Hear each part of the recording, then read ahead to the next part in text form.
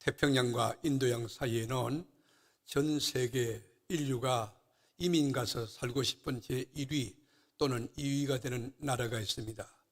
이 나라는 사회보장제도가 잘 되어 있습니다. 교육 수준도 높습니다. 경제력도 있습니다. 그리고 워킹홀리데이로 유명한 나라입니다. 이곳에는 너무 좋은 명소가 많기 때문에 CF 촬영 또는 영화 촬영도 많이 했습니다. 파피온 같은 영화 또는 미션 임파서블 또 매드맥스 같은 세계적인 영화를 이 나라에서 촬영했습니다. 이 나라가 어느 나라인지 아십니까? 이 나라는 호주입니다. 호주 시드니 하면 오페라 하우스로 유명합니다. 고층 빌딩과 관광 장소로도 명소로도 잘 알려져 있습니다. 왜 이 나라가 이렇게 풍요로운, 이렇게 사회보장제도, 교육 수준, 유토피아 같은 천국 같은 나라가 되었을까? 왜 이렇게 귀한 복지 국가가 됐을까? 그 이유는 딱 하나, 예수 그리스도 십자가와 부활의 복음이 이 나라에 넘쳤기에 만복하는 하나님이 이 나라를 복되게 하신 것입니다. 얼마나 이 나라가 예수를 잘 믿었느냐 하면 1889년도 우리나라에 데이빗이라고 하는 젊은 선교사를 파송했습니다. 그런데 이 데이빗이 젊은 청년 때 한국에 와보니까 이 복음도 없고 문맹국가고 가난하고 병자도 많고 이 나라가 너무 불쌍해서 여러분 십자가에 피 묻은 복음을 정신없이 전했어요. 복음에 잡혀서 예수는 나의 구주와 주님이신데 예수 믿고 제사 받고 하나님 자녀 되고 천국 가자고 복음을 권했어요. 얼마나 정열적으로 복음을 전했던지 이 데이빗 선교사가 183일 만에 순교하게 됩니다. 여러분 얼마나 가슴 아픈 일입니까? 33살 예수님 나이에 순교한 것입니다. 한국 복음화를 위해서 몸을 던지고 희생한 것입니다. 이 안타까운 소식을 들었던 호주의 젊은이들이 나도 너도 제2의 데이빗이 되겠다고 결단하고 150여 명이 한국에 왔습니다. 그리고 곳곳에서 피 묻은 복음을 전했습니다. 얼마나 멋진, 여러분 아름다운 나라입니까? 그런데 지금은 어떻습니까? 지금은 그 반대로 복음이 무너졌습니다. 신앙이 사라졌습니다. 교회가 술집으로 팔리게 되고 교회가 학교로 변화되게 되었습니다. 그리고 교회가 댄스홀로 변화되었습니다. 호주 시드니 하면 퀴어 축제라고 하는 이 동성애 연애자들이 1년에 한 2번씩 모여서 동성애 운동을 벌이는 장소로 변화된 것입니다. 곳곳마다 나는 동성애자입니다 하는 표시로 형형색색의 깃발이 나부끼고 있는 도시, 그거 바로 호주 시드니가 된 것입니다. 여기에 역사가 주는 깊은 교훈이 있습니다. 그건 뭐냐? 하나님을 바로 믿고 잘 믿는 것, 그리고 하나님의 영광이 가득하고 믿음의 품격 있는 나라가 되는 것은 하루아침에 되는 것이 아니라 오랜 시간 속에 많은 노력 속에 되는 것이지만, 그러나 무너지는 것은 일순간 된다고 하는 역사의 충격적인 교훈이 우리에게 있는 것입니다. 눈 깜빡할 사이에 우리 신앙이 무너지고, 어제까지는 믿음이 좋은 장로였는데 오늘 평신도보다 못한 믿음이 아주 번아웃된 상태 가운데 우리 주님 보실 때 부끄러운 그런 사람이 있을 수도 있다는 것이죠. 이 이야기는 호주만의 이야기가 아닙니다. 영국과 프랑스, 독일, 모든 선진 유럽의 국가도 마찬가지로 지금 영계가 무너졌어요. 신앙이 전부 사라지고 있어요. 예배가 무너지고 뜨거운 기도가 없어지고 있어요. 간절함, 절박함이 없어지고 있다는 거예요. 그러니까 이슬람 같은 이단들, 구원파 같은 이단들이 침투하여 아주 흥행하고 있는 것입니다. 인류 역사를 우리가 살펴보면 성경에도 똑같은 이야기지만은 기라성 같은 거목들, 거장들이 꽉 차 있어요. 너무 화려합니다. 잘 나갔어요. 스포트라이트를 받고 있고 슈퍼스타입니다. 인기가 하늘을 찌를 듯합니다. 그런데 어느 날 갑자기 급추락하고 망하는 안타까운 이 사건과 그런 인물을 우리는 많이 보며 살아가고 있습니다. 오늘은 제가 하나님을 잘 믿다가 정말 초반부에 너무너무 하나님을 잘 믿다가 크게 복을 받고 잘 된 사람이 그만 중간에, 그리고 마지막 마무리를 잘못해서 끝이 좋지 않은 그런 이야기를 먼저 좀 하려고 합니다. 먼저 우시야 왕입니다. 여러분, 우시야 왕은 유대 제10대 왕인데 만 16세 때 왕이 되었습니다. 여러분, 16세면 청소년 나이 아닙니까? 철부지하지 않습니까? 그런데 예루살렘에서 52년 통치할 때 얼마나 국가를 잘 경영했는지, 정치, 경제, 사회, 교육, 문화, 예체능, 엔터테인먼트, 국방력까지 너무 완벽하게 잘한 것이, 나라는 평안했고 국가는 부강해졌습니다. 이분은 하나님께 받은 은혜가 얼마나 큰지 만남의 복이 있었는데, 제사장 스가랴라고 하는 목사님을 잘 만나요. 스가랴 목사님은 연기가 맑고 성령에 취하여 말씀에 붙들리고 말씀의 맥을 잡고 하나님의 주신 사명을 잘 감당하는 정말 깨끗하고 주님 보시기에 합당한 목사님이셨습니다.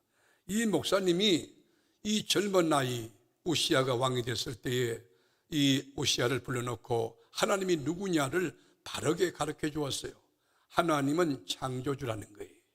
하나님은 만복의 근원이라고, 하나님은 역사와 개인 그리고 국가와 인류 공동체를 주관하고 다스리시는 하나님인 것을 가르쳐 주었어요. 그리고 우시야 왕에게 하나님을 잘 경외할 것을, 하나님을 경외할 때 이 나라가 평안해질 것을, 그리고 하나님 앞에 예배 생활 바로 하고 기도 생활 바로 할 것을 권면해 주었어요. 우시야는 영적인 멘토였던 스가랴의 말에 적극 순응하여 그의 삶의 말씀에 합당하게 살기 시작해요. 그러니까 하나님이 말씀대로 사는 우시야를 복되게 하여 그 나라를 평안하게 하셨던 것입니다. 얼마나 잘 살았는지, 얼마나 주님을 잘 믿었는지 성경이 극구 칭찬합니다. 우리 그 현장을 한번 볼까요? 역대하 26장 4절, 우시야가 그의 아버지 아마샤의 모든 행위대로 여호와 보시기에 정직하게 행하며. 사랑하는 여러분, 여호와 보시기에 한번 거기 밑줄을 쳐보실래요? 사람이 볼 때 그럴싸하게, 여러분 모조품 신앙이 있을 수 있지만 하나님은 심장 폐부를 살펴보시기에 여호와 보시기에 정직하게 행했다. 이게 여러분 행위적, 윤리적 그런 측면도 있겠지만 하나님을 믿는 믿음의 신실성을 말하는 거예요. 하나님 보시기에 신실한, 하나님의 관점에서 퍼펙트한 100점짜리 A+ 학점을 얻고 있다는 것입니다. 이 사람이 정치도 마찬가지, 국방도 마찬가지, 이 베스트 오브 베스트 이렇게 지도력을 가지고 잘 국가를 경영했어요. 우리가 역대하 26장 8절에도 보면 암몬 사람들이 우시야에게 조공을 바치매 우시야가 매우 강성하여 이름이 애굽 변방까지 퍼졌더라. 여러분 생각해 보세요. 이 주변의 이방국들이 조공을 함부로 바칩니까? 그 국가의 여러분 권위, 그 국방력, 그리고 여러분 그 왕의 그 정치력이 뛰어나기 때문에 애굽의 변방까지 우시야를 모르는 사람이 없을 만큼 이름이 펴졌더라, 명성이 났더라. 하나님이 그의 뿔을 높이시고 위를 경고케 하신 것입니다. 이 우시야는 A부터 Z까지 완벽한 지도자였습니다. 그런데 아이러니하게도 이 우시야가 망한 것입니다.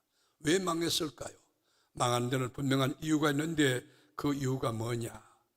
여러분, 나라가 번성할 때 그 번성이 자기가 잘해서 된 줄로 착각한 거예요. 마음을 교만하게 하나님 자리에 지 마음을 올려놓았을 때 하나님이 그를 때리신 것입니다. 우시야가 명성이 대단하고 국민들로부터 신뢰와 존경을 한 몸에 받고 있을 때, 인기 절정을 이룰 때, 유명세를 탈 때, 그때 망하게 됐다는 점, 우리가 깊이 마음속에 두어야 될 하나님의 메시지라고 생각하는 것입니다. 우리가 16절 말씀에 보면 우시야가 그가 강성하여짐에, 여러분 강성해질 때 그게 크라이시스예요. 그게 위기란 말이에요. 여러분 잘 나갈 때 그때 위기예요. 건강할 때 위기예요. 유명할 때 위기예요. 사람들이 칭찬할 때 그거요 굉장히 위험한 것이에요. 그가 강성하여짐에 그의 마음이 교만하여 악을 행하여 그의 하나님 여호와께 범죄하되 곧 여호와의 성전에 들어가서 향단에 분향하려 한지라. 우시야 왕이 언제 기울어지기 시작했죠? 언제 망조가 들렸죠?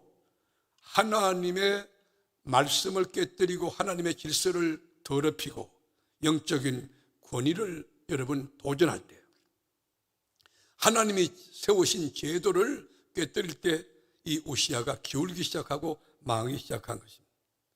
분향권은 제사장에게 주신 고유한 권한인 것입니다.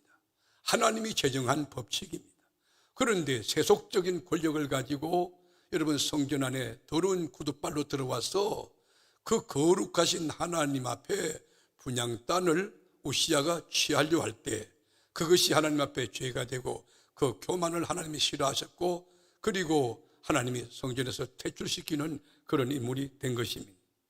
그때 여러분 아사랴라고 하는 대제사장이 용감한 목사님들 80명을 데리고 우시야 왕 앞에 서서 그리고 아주 단호하게 그리고 강하게 이 명하는 것이 우시야여 나가시오.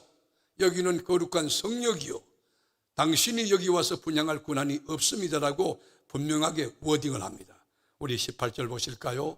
18절 우시야 왕 곁에 서서 그에게 이르되 우시야여 여호와께 분향하는 이 일은 왕이 할 바가 아니요 오직 분향하기 위하여 구별함을 받은 아론의 자손 제사장들이 할 바니 성소에서 나가소서. 왕이 범죄하였으니 여호와 하나님께서 영광을 얻지 못하리이다.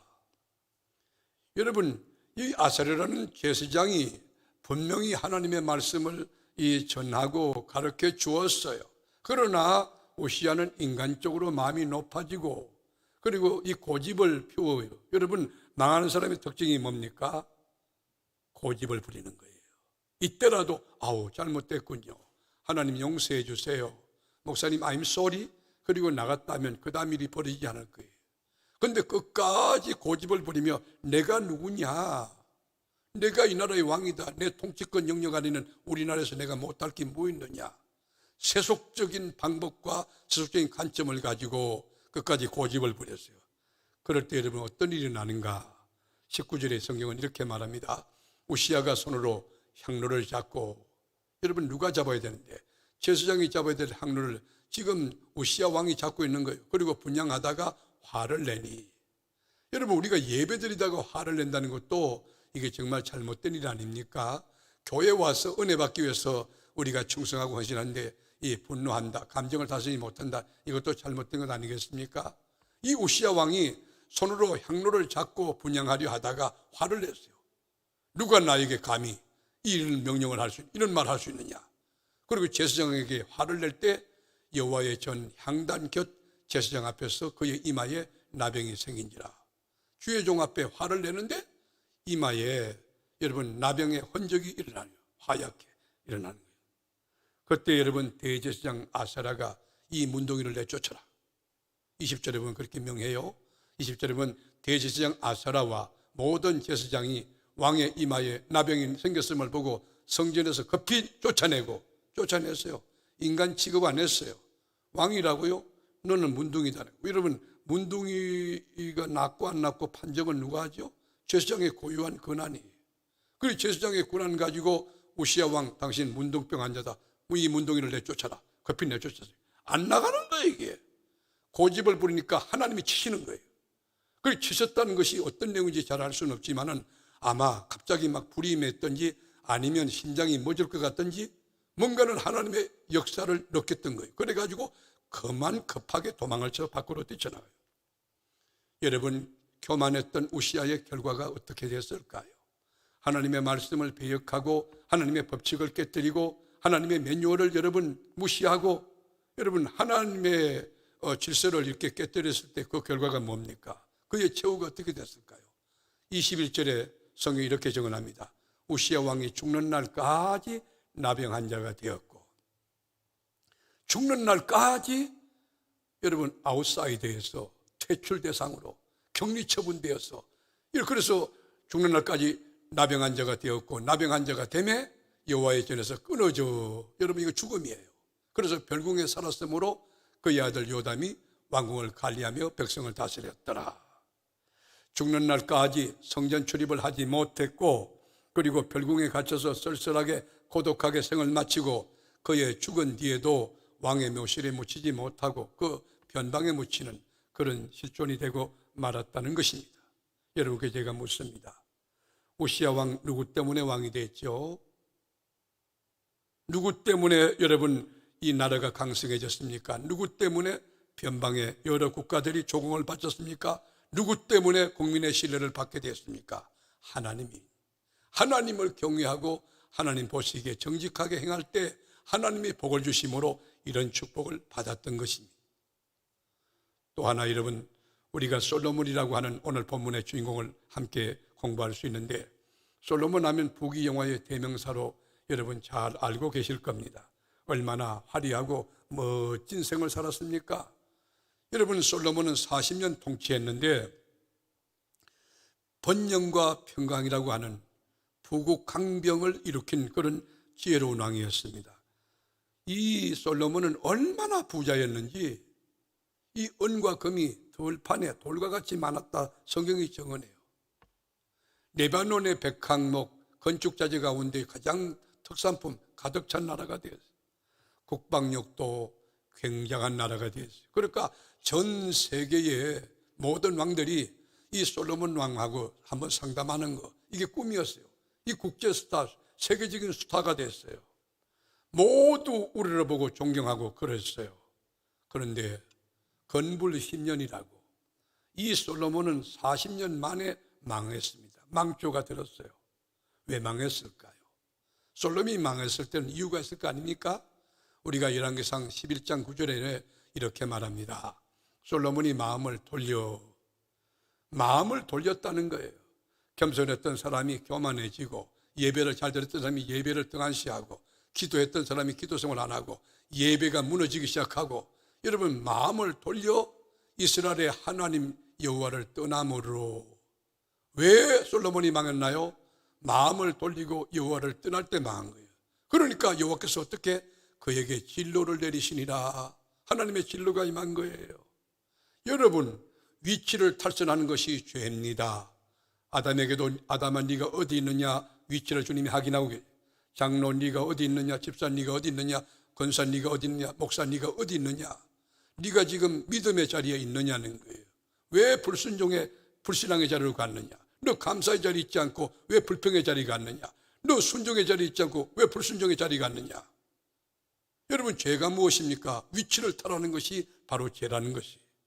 여기 마음을 돌려서 여호와를 떠남으로 하나님의 진로가 임했다. 그래서 이 솔로몬이 망했다. 솔로몬을 얼마나 사랑하셨느냐. 2번 나타나서 권하는 거예요. 솔로몬, 너 이렇게 하면 안 돼. 너 이렇게 하면 망하는 거야. 하나님이 2번 나타나서 말씀해 줬어요. 그런데도 따르지 않고 고집을 부릴 때 어떻게 됐는데요? 10절에 보면 더 깊어져요. 이 일에 대하여 명령하사 다른 신을 따르지 말라 하셨으나 그가 여호와의 명령을 지키지 않으므로. 여러분, 하나님의 말씀이 선포되고 권하는데도 고집 부리고 안 듣는 사람, 그건 어떻게 되는 거예요? 여러분, 결과가 비참하게 되겠죠. 그래서 이 솔로몬은 이방 여인들과 결혼하기 시작해요. 그리고 시돈 사람들이 섬기는 아스타롯을 섬깁니다. 그뿐인가요? 암몬 사람들이 섬기는 밀곰을 우상 숭배합니다. 밀곰이 뭐예요? 다른 말로 몰렉이라는 신 알죠? 몰렉 또는 몰록, 말감이라는 그 용어로도 쓰는데, 어떻든 여러분, 몰렉의 신이 어떤 신인데요? 인간을 제물로 바치는 악한 신이에요. 그 사람을 제물로 바친다. 그런데 특별히 유아들, 어린 것들 갖다가 여러분 목을 자르고 사각을 뜨고 내장을 전부 다 제거하고 제물로 바치는 신, 그게 몰렉 신이에요. 이렇게 유아들을 잡아다가 여러분 우상, 아무것도 아닌 헛된 거짓 신에게 제사하는 것을 하나님이 그걸 귀하게 보셨겠느냐 아니에요. 그래서 하나님을 떠났던, 하나님 말씀을 거역했던 솔로몬에게 하나님께서 내린 여러분 심판이 뭐예요? 우리가 11절에 보면 이렇게 여호와께서 솔로몬에게 말씀하시되 내게 이러한 일이 있었고 또 내가 내 언약과 내가 내게 명령한 법도를 지키지 아니하였으니, 자, 하나님 말씀을 거역했으니, 네가 불순종했으니, 네 길로 갔으니, 고집을 부렸으니 어떻게? 내가 반드시 이 나라를 내게서 빼앗아 네 신하에게 주리라. 그래서 여러분, 솔로몬 아들 때에 여러분 여로보암, 르호보암 알잖아요. 그때 나라가 분열이 돼요. 그리고 만국의 길을 걸어가게 되는 것이에요. 전 이 솔로몬에 대하여 손양원 목사님이 하신 말씀이 가슴에 굉장히 메어리쳐 오고 감동이 되는데, 손 목사님이 어떻게 하셨느냐면, 나는 솔로몬의 부귀영화보다도 욥의 고난을 더 귀히 여기고, 솔로몬의 화려했던 여러분 스펙이라든지 커리어라든지 명성이라든지 그것보다도 욥의 고난을 더 귀히 여기고, 여러분 고난 가운데 임하는 하나님의 위로를 아십니까? 하나님의 평강을 아십니까? 고난의 그 깊은 가운데서 듣는 주님의 소리를 여러분 들어보셨습니까? 그리고 나는 솔로몬의 지혜보다 욥의 인내가 더 아름답다 라고 말했습니다. 여러분, 영성이 깊은 손 목사님 그 고백이 저는 제게 울림이 아주 컸습니다. 또한 이스라엘의 사사 가운데 기드온이라고 하는 사사가 있습니다. 얼마나 하나님을 잘 믿었습니까? 300용사 가지고 여러분 미디안의 13만 5천을 물리치는데 아주 혁혁한 공을 세운 기드온 사사입니다. 영성관리도 제대로 했습니다. 하나님을 잘 믿었습니다. 그러니까 백성들이 전부 신뢰해서 기드온에게 우리의 왕이 되달라고 그럽니다. 그때에 기드온이 영적으로 바로 선 종이기 때문에 나는 사사라고, 나는 세속적인 정치를 하는 이 왕이 될 수 없다고 단호하게 거절을 해요. 그러면서 우리나라는 하나님께서 다스릴 것이라고. 여러분, 신앙이 얼마나 좋습니까? 사랑하는 교우 여러분, 여러분의 가정은 하나님이 다스리는 가정이 되기를 주님의 이름으로 권면합니다. 여러분 자녀 하나님께서 양육하고 키우는 하나님의 자녀가 되기를 축복합니다. 이 기도는 그 신앙이 분명했어요. 우리나라 날 보고 왕이 되달라고? 아니요. 나는 왕 될 자격도 없고 우리나라는 하나님이 다스리는 나라가 될 거라고. 우리가 사사기 8장 23절에 보면 기드온이 그들에게 이르되 내가 너희를 다스리지 아니하겠고. 여러분 얼마나 멋진 여러분 기드온입니까? 전부 백성들이 다 양손 들고 환영하는 그 가운데, 여러분 지금 국가 우리나라도 대통령 선거를 앞두고 있지만은 나도 되겠다 너도 되겠다 대통령 출마한 사람들 많지 않아요? 근데 여러분 기드온은 여러분 단독 출마로 100% 다 밀어준다는데 그걸 거절하는 거예요. 얼마나 멋져요. 이게 영적인 영성이 없이 이게 가능할까요? 내가 너희를 다스리지 않겠고 나의 아들도 너희를 다스리지 아니할 것이요. 누가? 여호와께서 너희를 다스리시라. 하나님이 다스리는 나라 안전할 줄로 믿습니다. 하나님이 다스리는 가정 평안할 줄로 믿습니다. 하나님이 다스리는 여러분의 자녀들 잘 될 줄로 믿습니다. 그런데 이렇게 멋진 영적으로 바로 선 품격 있는 영성의 대가인 기드온이 여러분 무너지고 쓰러지는 딱 일순간이야. 23절에 이렇게 말했는데 24절에 가면 뭐라고 하는가? 24절 보면 기드온이 또 그들에게 이르되 내가 너에게 요청할 일이 있으니, 자 조금 전만 하면 단호하게 거절했는데 이제 요청을 할 뭐요? 너희는 각기 탈취한 귀고리를 내게 줄지니라 하였으니 이는 그들이 이스라엘 사람이므로 금 귀고리가 있었습니다. 이게 무슨 말일까요? 전리품에서 뽑았던 금 있잖아요. 금붙이. 이게 귀걸이라든지 코걸이라든지 팔뚝의 팔찌라든지 금 이거 쇠붙이 다 갖고 오라는 거예요. 왜냐하면 이 기드온은 에봇을 만드는데 그것을 쓰려고 하는 선한 의도였을지 모르는데 이것이 오늘날 그에게 올무가 되는 거예요. 백성들이 전부 에봇을 여러분 황금을 달고 하니까 그것을 여러분 엄난하도 섬겼다 성경이 말하고 그것이 오늘날 뭐가 되느냐? 올무가 됐다는 거예요. 올무가 뭐예요? 짐승을 여러분 때리잡는 덫이에요. 덫. 그리고 여러분 그 거물이라고, 거물. 그것이 여러분 올무라고. 이렇게 선한 의도로 시작됐지만 여러분 이것이 마귀가 역사하면 올무가 될 수 있다는 것이에요. 우리가 여러분 27절에 보면 기드온이 그 금으로 에봇 하나를 만들어 자기의 성읍 오브라에 두었더니, 자 오브라 성읍에 둔 거예요. 온 이스라엘이 그것을 엄난하게 위함으로 그것이 기드온과 그의 집에 올무가 되리라. 하나님을 영광을 위해서 깨끗했으면 그것을 여러분 영원토록 기드온은 찬란하게 영광을 받았고 주님 나라 상급이 있을 텐데 그 금붙이 가져오라. 전리품 가운데 그 여러분 물질에 그거 가져오라. 그것이 여러분 기드온과 그 가족에게 올무가 됐다고 하는 것입니다. 오늘 본문을 통해서 하나님이 주시는 영적인 교훈이 있습니다. 하나님이 들려주는 영적인 경고가 있어요. 레드 카드가 있다고요. 오늘 하나님 말씀이 여러분에게 주시는 메시지가 뭘까요? 교만하면 너도 망할 수 있다는 거예요.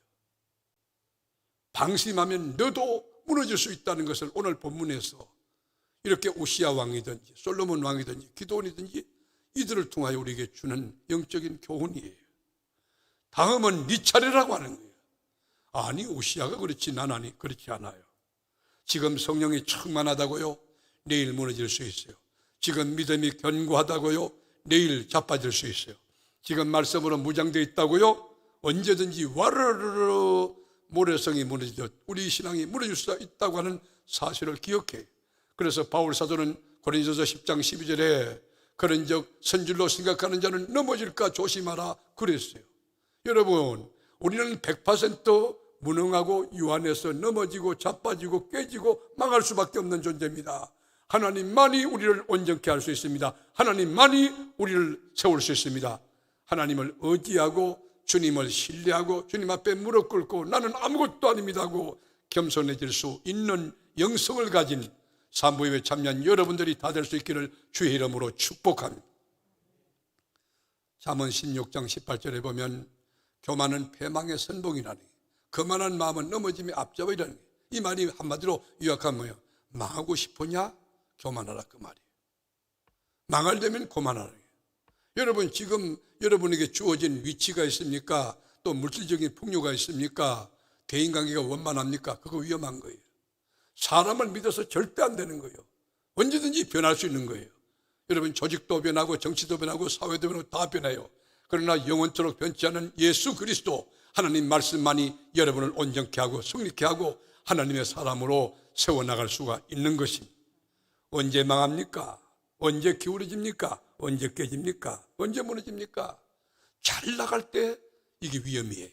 여러분, 강성할 때 우시야가 그때 망하는 망주가 들린 것처럼 우리가 성공할 때, 형통할 때, 클라이막스 정점을 칠 때에, 기적에서 막 기적이 일어날 때에 사람들이 모두 부러워하고 막 박수 칠 때, 칭찬할 때, 그때가 위기예요. 잘 될 때 그게 바로 위기라는 거 알아야 돼요.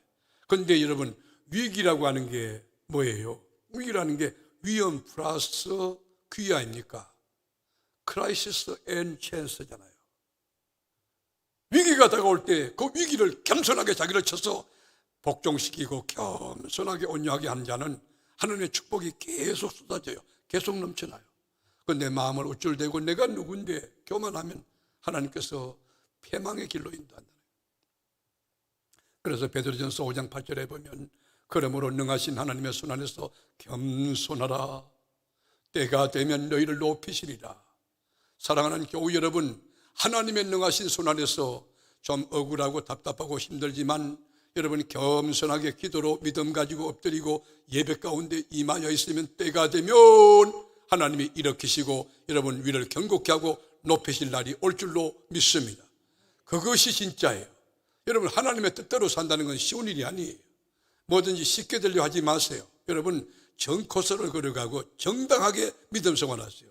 새벽에 나오기 싫죠? 나오세요. 힘들죠? 여러분, 자기를 부인하는 거 쉽지 않죠? 자기를 부인해야 돼요. 자기 십자가를 지고 주님을 쫓아가야 돼요. 정도를 걷는 일이 어렵지만 오래 참고 가면 하나님이 때가 되면, 때가 뭐예요? 우리가 물리적인 시간, 이거는 크로노스죠. 그러나 하나님의 초월적인 개입은 카이로스죠. 하나님의 때가 되면 주님이 나를 높이시는 거예요. 그런 축복이 우리에게 오는 것이 진짜인데 사모예배에 참여한 여러분 한 분 한 분에게 하나님의 때가 되면 위를 견고케 하고 높이시는 이 성서적인 축복이 있게 되기를 주의 이름으로 축원합니다. 자, 그렇다면 우리가 이 복된 인생 우리에게 어떻게 살아야, 어떤 철학과 태도로 살아야 하나님께 영광을 돌리고 그리고 하나님 주신 복을 누리며 끝까지 승리하고 마무리가 좋은 피니싱 웰, 끝을 마무리를 멋지게 할 수 있을까? 이 고민 앞에 나도 너도 여러분 다 공통적인 그 고민이 있을 텐데 어떻게 해야 우리 인생을 멋지게 마무리할 수 있을까? 어떻게 해야 우리 인생 정말 마무리가 좋을까? 그 비결은 첫 번째도 겸손이, 두 번째도 겸손이에요. 세 번째도 겸손이에요. 마지막도 겸손이에요. 우리 사랑하는 교우 여러분, 정말 귀한 우리 교우 여러분, 끝까지 진리 안에서 겸손함으로 여러분 날마다 올라오는 이 교만의 이 두더지를 쳐서 복종시켜서 너 아무것도 아니다는 거 널 깨우쳐주세요. 너 100번 망할 수 있다는 거 다음에 네 차례야. 칼날 위에 서 있다는 조심스러운 마음 가지고 하루하루 여러분 이 구원을 이루어가고 주의 뜻을 세워가고, 여러분 나는 아무것도 아니라는 거 알아야 돼요. 여러분이 세상적으로 대단한 사람 아니에요. 잿덩어리 100% 넘어질 수 있는, 하나님을 의지하지 않으면 100번 넘어갈 수밖에 없는 흙덩어리. 여러분 질그릇이라고 보배 예수 때문에 같이 있어. 믿으십니까? 여러분 자신에게 취하지 마세요. 여러분 자신의 체면 걸지 마세요. 여러분이 대단한 사람, 목사님 내가 PhD 학위를 받았는데요. No. 제가 이래봬도 대통령을 했는데요. No. 여러분에게 취하지 마세요. 내가 최고라고, 내가 내 판단이 옳다고, 그렇지 않아요. 하나님 말씀에 비춰보면 여러분이 옳다고 생각한 게 엉터리 없이 80%는 엉터리일 수도 있어요. 여러분의 생각이 여러분 잘못될 수도 있어요. 말씀에 비춰보세요. 말씀에. 제가 어느 날 신방을 하고 올 땐가 우리 권사님이 조심스럽게 목사님, 그래서 예 그랬더니만 죄송하지만 여기에 그래서 뭔지 무슨 말씀 안 보이니까 겨울에 같으면 여기 밥풀이 묻어있는 이 밥풀을 묻혀가지고 내가 이렇게 다니고 있는데 안 보이니까 여러분 자신에게 취하지 마세요. 여러분 아무것도 아닌 낯성이에요. 예수가 들어가야 썸씽이 되는 거예요. 예수가 있어야 진짜인 거예요. 보배 예수가 여러분 안에 있을 때만이, 하나님을 의존할 때만이 가치가 있고, 그리고 여러분이 귀한 존재가 되는 것이지 여러분 자체로 아무것도 아니에요. 하나님의 영이 떠나면 여러분 시체잖아요. 성신을 거두면 안 되잖아요. 성령의 충만함 가운데, 진리의 영이 역사하는 가운데 하나님이 나를 붙들고 계시면 나는 부족하여도, 나는 연약하여도, 나는 형편없어도 주님께서 나를 붙들고 들어서서 하나님 영광을 드러내고 역사에 하나님의 귀한 일을 나타내고 주님이 기뻐할 줄로 믿습니다. 그러므로 여러분 교만이 내 안에 들어오지 못하도록 십자가로 자신을 쳐서 복종시키고 여러분 성령의 역청을 발라야 돼요. 안에도 바르고 밖에도 바르고 자기를 부인하고 자기 몫에 대인 십자가를 잔뜩 지고 가는 사람 교만할 수가 없어요. 여러분 주님 일을 성실하게 감당하는 사람은 하루하루가 한 짐이에요. 한 발 걷는 거, 여러분 두 발 걷는 거 한 짐이에요. 하나님의 일을 하는 게 성실하게 여러분 해나간다는 것은 교인이 한 명이든 1000명, 10,000명이든 똑같은 거예요. 공식은. 하나님의 일을 성실하게 정말 충성되이 감당하는 것은 무거운 짐을 그렇게 주님 없이는 못하나요? 하나님 도와주세요. 긍휼과 자비를 구하고 주님 저 부족해요. 여러분 영적으로 벌벌 매며 가는 교만이 그런 사람에게 들어올 수가 없는 것이죠. 여러분은 자신을 경계해야 됩니다. 요 내가 문제예요. 요나가 문제라고. 요나를 바다에 집어 던져야 된단 말이에요. 여러분 사람들이 칭찬할 때 그것을 즐기지 마세요.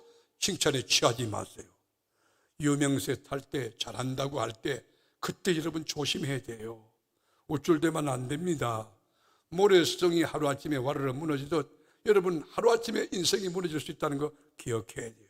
그래서 끝까지 피니싱 웰, 멋진 마무리하길 원한다면 첫 번째도 겸손, 두 번째도 겸손, 마지막도 겸손과 온유, 그리고 또 하나는 끝이 아름다운 마무리하기 원한다면 하나님의 말씀을 귀히 여기고 말씀을 가까이 하고 말씀을 읽고 묵상하고 그리고 그대로 살아가는 거예요. 성경을 읽고 묵상하는데 예배를 제대로 드리라는 거예요. 예배가 너무 무너졌다, 제단이 무너졌어. 예배는 어마어마한 축복입니다. 여러분 예배 가운데 없는 게 총체적으로 다 있어요. 예배 가운데 올라가는 찬양을 올리고 기도를 올리고, 여러분 우리가 그러잖아요. 예물도 올리고. 근데 위로부터 사제연총이 내려오고 성령이 내려오고 말씀이 내려오고 질병 치유가 내려오고 응답이 내려오고. 여러분 예배가요 어마어마한 축복입니다. 예배가 살아있으면 신앙이 살고, 신앙이 살면 그 가정이 살고, 그 가정이 살면 하늘의 복이 임하고 승리하게 될 줄로 믿습니다. 이 영적인 깨우침, 영적인 원리를 잘 알았다는 사람이 누구냐? 다윗이에요. 이스라엘의 두 번째 왕 다윗이에요. 다윗이 인생을 살아보니까 이게 경영학을 해가지고 국가를 이렇게 운영하는 게, 인사행정해가지고 사람을 갖다 배치하고 그런 게 아니는 거예요. 하나님을 잘 믿을 때 나라가 잘 되는 것을 다윗은 경험한 거예요. 여러분, 블레셋 거장 골리앗과 싸울 때도 너는 창각칼을 가지고나 갑옷과 투구를 가지고나 긴 창각 칼을 가지고 나오지만 나는 만군의 하나님 여호와 이름밖에 없어. 여호와 이름 하나 가지고. 여러분, 이것입니다. 없는 것 가지고 주님 역사하지 않아요. 있는 그거 하나. 믿음이 있으면 믿음 하나 가지고 여러분 인생 대박 칠 수 있어요. 홈런 날릴 수 있다고요. 여호와의 이름 가지고 내가 네게 나간다. 누가 골리앗을 무너뜨렸습니까?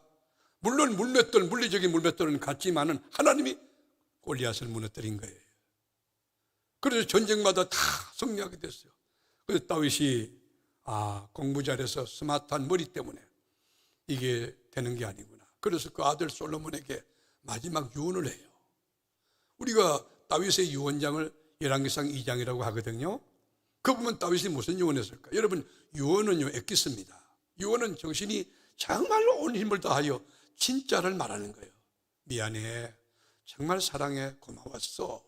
유언이 그렇잖아요. 근데 다윗이 자기 아들 솔로몬에게 어떤 유언했을까요? 너 공부 열심히 해라, 그런 얘기 안 해요. 자, 우리 열왕기상 2장 1절 같이 읽어보죠. 다윗이 죽을 날이 임박하며, 자, 죽을 날이 임박하며 뭐예요? 아들 솔로몬을 불러놓고 명령해요. 뭐라고? 내가 이제 세상 모든 사람이 가는 길로 되었노니 너는 힘써 대장부가 되고. 여러분, 여기 대장부가 됐다는 거예요. 영어로 말하면 비어맨이지, 비어맨. 너 신앙의 대장부, 이게 뭐요? 강한 사람이 되라, 담대한 사람이 되라, 용기 있는 사람 되라. 어떤 팩트에 준역 들고, 그리고 이 쫄부되지 말고 울지 마라, 바이러스에 울지 마라, 이 말이에요. 하나님, 여러분, 이 영과 육을 지옥에 던지는 하나님을 두려워하는 영으로 세상에 대해 담대하지 않는 그 믿음을 가지라는 거예요. 그 다음에 보면은 네 하나님 여호와의 명령을 지켜 그 길로 행하여 그 율법과 계명과 율례와 정거를 모세의 율법에 기록된 대로 지키라. 그리하면 네가 무엇하든지 어디로 가든지 형통할지라. 다윗이 가르쳐줬던 성공의 병법이 뭐지? 성공의 원리가 뭐예요? 신앙의 대장부가 되어서 하나님의 말씀에 기록된 대로 지켜행하라는 거예요. 그리하면 말씀이 너를 지켜준다, 말씀이 너를 복되게 한다는 거, 이것이 아버지로서 마지막 남기는 유언의 법칙이에요. 나는 우리 교회가 정말 믿음의 장부교회가 되기 바랍니다. 영적으로 동교돼요. 우리 하나님밖에 아무것도 없는 우리 교회, 오직 예수 이름 가지고 주님만을 높이고 주님만을 드러내고 예수 이름으로 나가는데 국가가 하지 못하는 걸 우리 교회가 능히 해내고, 그리고 하나님의 영광을 드러내고 민족 앞에 국께서는 빛의 교회, 소금된 교회 될 수 있기를 주의 이름으로 축원하는 것입니다. 여러분, 율법의 대표였던 모세가 죽고 난 다음에 여호수아가 여러분 계승을 했어요. 지도자가 됐지만은 경험도 부족하고, 그리고 그 큰 여러분 빅스타 있던 율법의 대표 모세가 죽고 난 뒤에 자기는 지도력도 한계가 있다고 생각해요. 그래서 막 벌벌 떨어요. 너보산에서 모세가 죽고 난 뒤에 여호수아가 내가 어떻게 이 민족을 이끌고 갈 수 있나? 약속의 땅 가나안에 들어가서 그 원주민들 기골이 장대하고 성읍이 견고한데, 그리고 우리는 노예민족이라 농사지 본 적이 없는데 어떻게 살아갈까? 막막했어요. 그래서 막 부들부들 떨고 있을 때에 하나님이 주신 말씀이 뭐예요? 여호수아 1장 7절에 보면 하나님의 말씀이 있어요. 같이 읽어볼까요? 오직 강하고 극히 담대하여. 오늘 살아가는 사랑하는 교회 여러분, 오직 강하고 담대할 수 있기를 축복합니다. 강하고 담대하셔야 돼요. 나의 종 모세가 네게 명령한 그 율법을 다 지켜하고 우르나 자루나 치우치지 말라. 그리하면 어디로 가든지 형통하리니.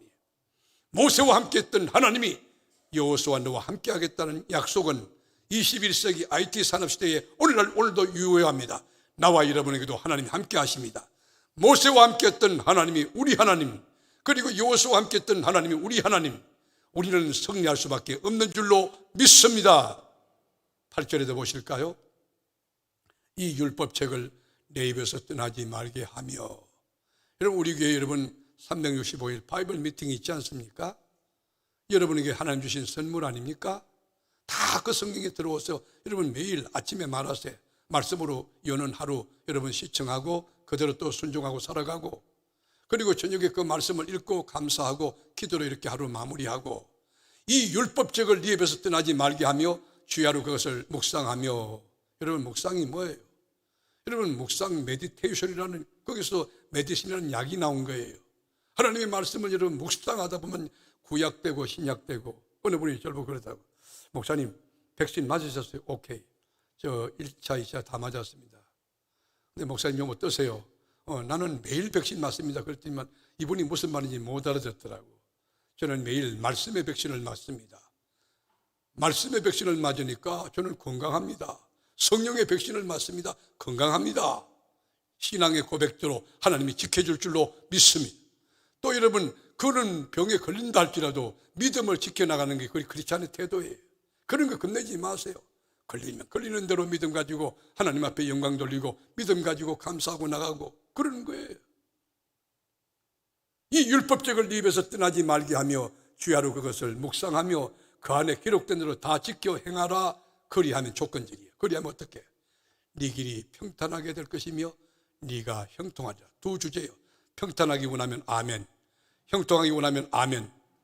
하나님의 말씀을 귀히 여기세요. 이것은 시편 150편 가운데 여러분 그 전체에도 그런 내용이지만 1편은 굉장히 중요한 거예요. 우리가 아기를 낳았을 때 초유가 중요하듯이 말입니다. 시편 1편에도 보면 복 있는 사람 쭉쭉쭉쭉 하고 2절에 보면, 여러분 2절에 보면 오직 여호와의 율법을 즐거워하여. 여러분, 율법을 즐거워하는 거예요. 하나님 말씀을 즐거워하는 거예요. 그의 율법을 주야로 묵상하는 자, 그런 자는 어떻게 되는데? 시냇가에 심은 나무가 철을 따라. 여러분, 시냇가에 심은 나무라고 그랬어요. 이건 능동태가, 이게 수동태예요. 수동태. 여러분이 뭐 어디 가고 그런 게, 나무가 지가 어디 가서 앉아? 시냇가에 하나님이 옮겨놓는 거예요. 여러분, 하나님 말씀대로 살면은 여러분의 삶이 옥토가 되고 오아시스가 되고 유토피아가 되고 잘되는 역사의 길이 열려지는 그 은혜가 있을 줄로 믿습니다. 내 잔이 넘치고 내가 부족함이 없다고 고백하는 그 깊이 중량 넓이가 무한한 그 축복의 세계에서 자유함과 감격과 기쁨을 노래할 수 있는 그 인생이 된다는 거예요. 보십시오. 2절에도 보면 오직 여호와의 율법을 즐거워하여 그 율법을 주야로 묵상하는 자다. 그런 사람은 어떻게? 시냇가에 심은 나무가 시절을 쫓아 철을 쫓아 봄에는 꽃이 피고 여름에 열매 맺고 가을에는 그 열매를 거두고 겨울에는 행복한 축복의 사이클이 계속 돌아가고 철을 따라 열매를 맺으며 그 잎사귀가 마르지 아니함 같으니 그가 하는 모든 일이 다 형통하리로다. 이 말씀의 축복이 여러분에게 임할 수 있기를 주의 이름으로 축원합니다. 하나님을 경외하며 진리 말씀에 순종해서 하세요. 시편 128편 여러분 1절에도 보면 여호와를 경외하며 그의 길을 걷는 자마다 복이 있도다. 네 손이 수고한 대로 먹을 것이라. 여러분, 어떤 분은요 죽도록 자기가 일을 하고는 그 여러분 수입 인컴이 딴 사람한테 흘러가요. 죽도록 노동해가지고요 전부 엉뚱한 데다 사기꾼에 빼앗기는 분이 있어요. 제가 지난 며칠 전에 밤늦게 신방을 했어요. 10시 넘어서 신방을. 근데 이분이 너무 사업에 지쳐가지고, 이분을 내가 불쌍해서 지금 드리는 말씀인데 안타까웠어요. 마음이 많이 아팠어요. 사업장을 3개나 일어났어요. 한 개 하기도 바쁜데. 여러분, 이게 탐욕이에요. 이거는 그렇게 하면, 저는 분명한 태도에서 이렇게 가면 죽는다는 거예요. 안 된다는 것이. 목사가 이렇게 말하기 어려워요. 저는 그래도 이야기해야 될 것 같아요. 멈춰야 된다고. All stop. 더 가면 죽어. 여러분, 마귀는 탐욕, 물질 가지고 끌고 가는 거예요. 끝까지. 어디? 지옥까지 가는 거예요. 멈추라고요. 멈춰. 여러분, 여기 보면 손이 수고한 대로 먹을 것이라. 여러분, 수고한 대로, 계획한 대로, 노력한 대로 하나님의 역사가 이루어지는 말씀에 합당한 삶을 사는 지혜롭고 복된, 끝이 좋은, 마무리가 좋은 그런 인생 되기를 축원합니다. 네가 복되고 형통하리로다. 오늘 이 말씀이 여러분에게 임하여서 이 말씀을 지켜가면서 이 말씀대로 잘 되는 끝이 아름다운, 여러분 마무리가 멋진 피니싱 웰, 그런 인생 될 수 있기를 주님의 이름으로 축원합니다.